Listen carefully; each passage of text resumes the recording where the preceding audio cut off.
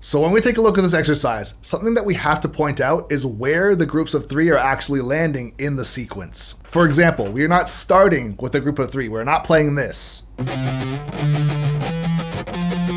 Because what happens right there is 2 things. You'll be very tempted to start every single sequence with a downstroke, which we are not doing. We are not galloping like it's a metal riff. It's not galloping. But instead, we're going to be starting with an 8th note and then playing the group of 3. And what happens is that triplet or group of 3 lands on the transition from one string to the next. So you have to play that burst of acceleration with your picking hand during an outside pick. It can get a little bit tricky, but once you get it down, this is something that really changed the game for me. Let's just put it that way. So I want you to check out where this burst of acceleration or this group of 3 lands during this transition. Pay attention to this.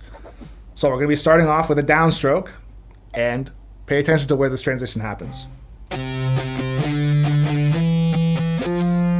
As I go from the E string to the A string, during that triplet or group of 3, that is where the outside pick also occurs. Now, if we start with the group of 3, instead of using the 8th note, pay attention to where the burst of acceleration starts and ends.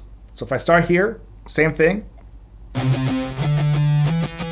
Now as I go to the A string, I have that 8th note at the end of the E string. It's a little bit confusing, but now that burst of acceleration to get around the corner is not necessary. If you're playing it like this is incorrect. And lastly, what really makes this a brain twister is that we are still trying to consistently alternate pick. You do not want to reset every single sequence with a new downstroke. So this is what you want to do here.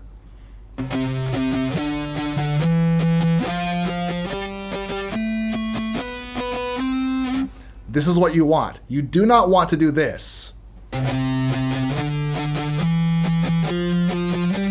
that situation there, every single time I was starting the new sequence, I was starting with a downstroke again, and that completely defeats the purpose. You do not want to do that.